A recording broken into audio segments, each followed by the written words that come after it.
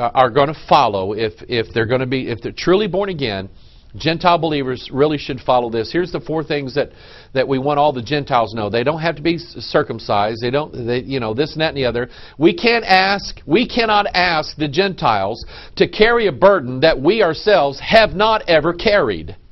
Can't do that.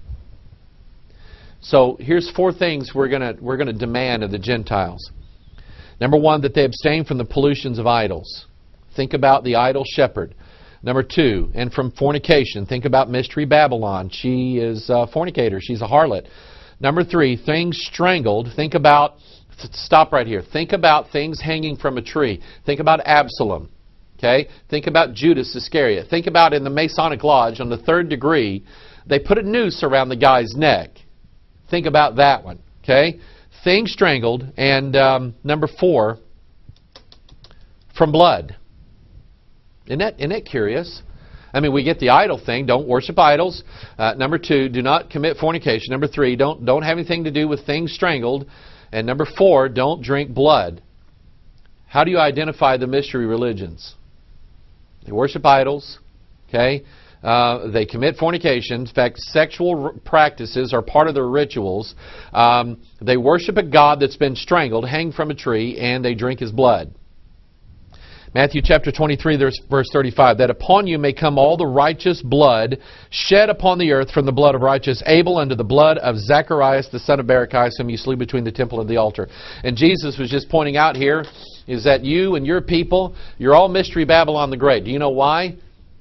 Because you've sacrificed enough saints and enough martyrs. You've made enough martyrs because your mother is bloodthirsty. She's an alcoholic. Okay, y'all know somebody, a woman that's an alcoholic. Okay, Mystery Babylon is an alcoholic. She loves being drunk and staying drunk, and she is insatiable. She needs more. She needs more. She needs more. And so she drinks blood, the blood of innocents, the blood of saints, the blood of martyrs. And God told us as believers, don't drink blood.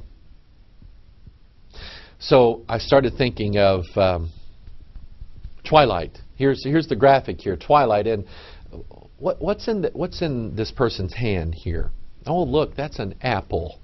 Think about that for now. The Bible doesn't say that it was an apple in the Garden of Eden, but all the New Agers and the occult people do. They say it was an apple. Okay, the tree of knowledge of good and evil.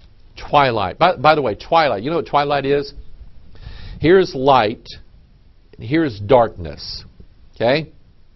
God divided the light from the darkness. He divided it, but we all know that every evening there's a period where it's sort of half light and half darkness. It's twilight.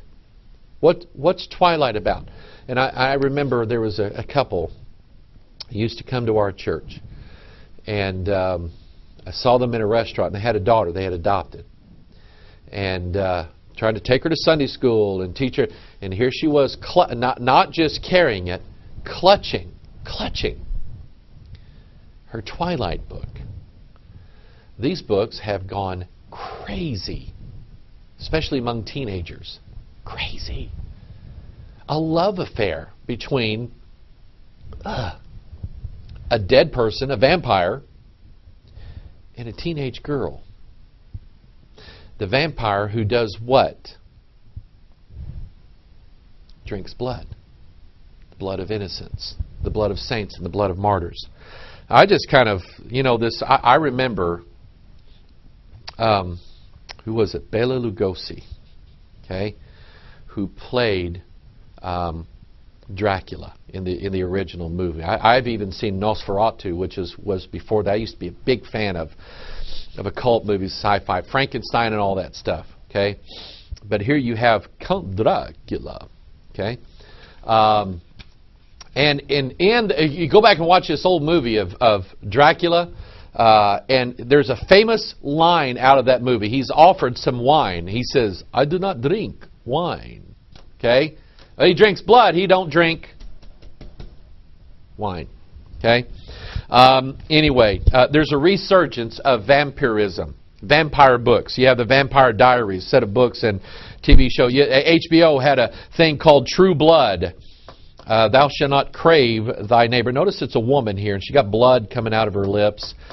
She's Mystery Babylon the Great, the mother of harlots, and she loves to drink blood. Here's another TV show called Blood Ties. It's about vampires. Go to Amazon.com and look in the teenage book section. I just got just a glimpse here of all the books now that are bestsellers to teenagers. All about vampires. Ghost Town, Morganville Vampires, Glass Houses, Vampire Mine. Over and over and over again, these books and stories and movies and TV shows about creatures that are the undead. They're the half-living, half-dead. They're like Twilight. They're between the two. Okay, the fusion of opposites. They drink blood. And that gives them what? It gives them life. It gives them immortality. You should think about where we're going. There's an entire subculture out there of vampirism. There is a movement amongst teenagers. You know, every school has got their little groups. They've got the punks over here. They got the goths over here. They got the emos over here. They got the jocks over here. They got the squares and the nerds over here. You know, that's where I was. Okay, but anyway, now the vampires are moving in. See, this stuff has influence. It's subtle. It's reshaping the mind. These kids are not reading Bible stories anymore and believing in David and Goliath. They're reading stories about vampires, including, and this website, vampirewebsite.net, has an article called Getting Blood Made Easy. How to Get Blood. Bill Schneblin wrote in his book about his testimony, him and his wife being in the occult. He said he had gotten so far as he actually got into vampirism. And if I remember, it's been a while since I read his book, but he says there's nothing like in the morning, waking up in the morning, having a craving for human blood, getting it from people who are giving him blood to drink. This is not make-believe, folks. This is real. And this website says these are the types of blood rated in order based on my personal experience. Look at this. The #1 preference amongst vampires, virgin blood. He says, oh God, yes, people, the legends are true. Comparing this blood to any other kind of human blood is like comparing sirloin steak to hamburger. This is its own category. If you're lucky enough to find a willing donor that is of legal age of consent, can I be honest? Stop right here. Can I be honest with you? I don't think that if you're a vampire and you're bloodthirsty that you really care about how old they are.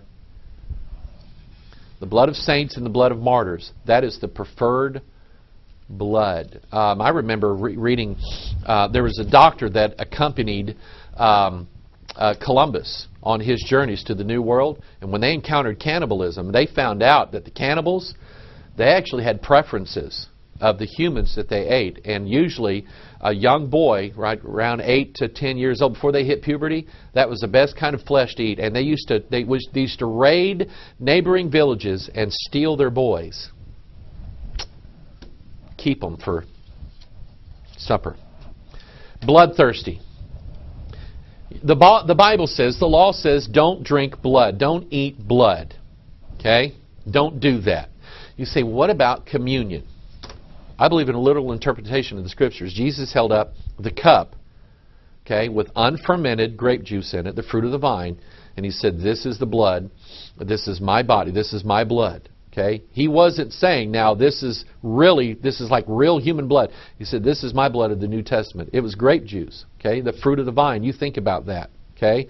A literal interpretation of that. The false of that is a doctrine called transubstantiation. Now remember, you can always spot Mystery Babylon because she drinks blood.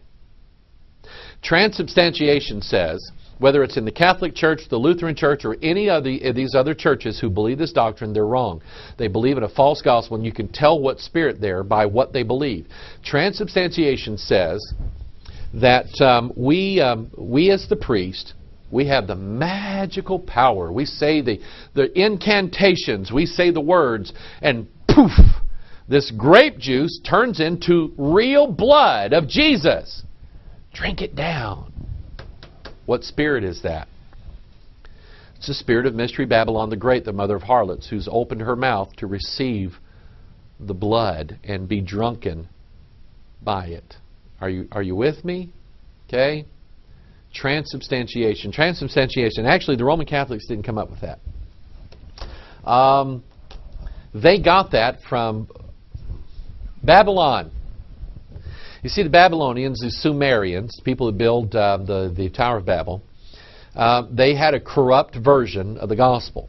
Okay? They had a god who died, and he was awaiting resurrection, and his mother sort of ruled the roost there. She took over, and she taught all the mystery doctrines and religions, including the idea that if you drank a certain elixir, it was actually the blood of the dead god Osiris, or Nimrod, or whatever you want to call it, Tammuz, or whatever you want to call him.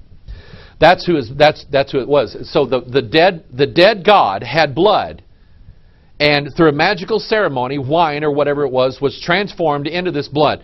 And so the idea was that if you drank his blood and ate his body, you then would become that god. Think about it. Think about what Eve was told to eat this, and you shall be as gods. Okay, that's the occult version of what Christ is teaching in the Scriptures. And so here you have this ancient Mystery Babylon religion. And remember, Mystery Babylon makes everybody drunk by drinking blood. She herself is drunk by drinking blood. And so she teaches the doctrine of transubstantiation. And the Catholic priest says, if you drink this and eat this, then temporarily you're God. Okay? Until, in purgatory and all that stuff. That's transubstantiation. I looked up something. And by the way, let me go this route just for a minute. Whenever you hear church figures, religious figures, be they in the Catholic Church, the Presbyterian Church, the Lutheran Church, the Methodist Church, the Pentecostal Church, or the Baptist Church, or the Nazarene Church, or any of the other churches, when you hear them place an undue emphasis upon taking communion, I dealt with this in our live broadcast, PastorMikeOnline.com. Go look at the archives. A Pentecostal prophecy expert who wrote a book called The Meal That Heals. And in this book, and in his TV shows that he was hawking the book with, he was saying that now he's gotten to a point where he takes what he called the Eucharist, it's not the Bible, every day, and it heals him, and it brings him money, and it brings him success, and it brings him health, and it brings him all kinds of... See, he's now doing this every day. That's Roman Catholicism.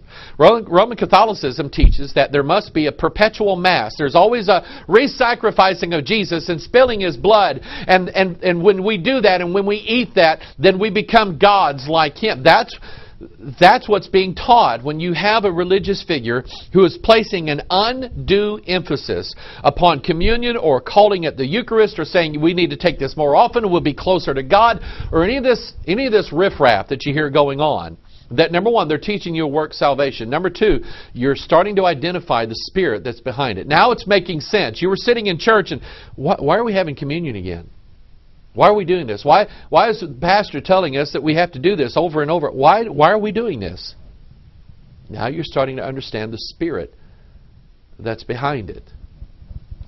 I found out that this idea that you drink the God's blood and you're a partaker of the God's nature inside of you.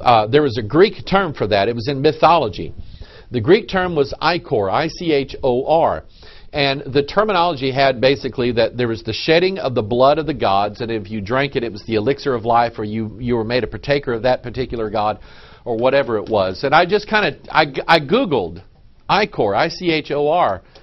One of the top results was a company called Ichor Medical Systems, delivering the medicine of tomorrow, unlocking, here it is, think of something that's hidden, that needs a key, unlocking the promise of DNA drugs with the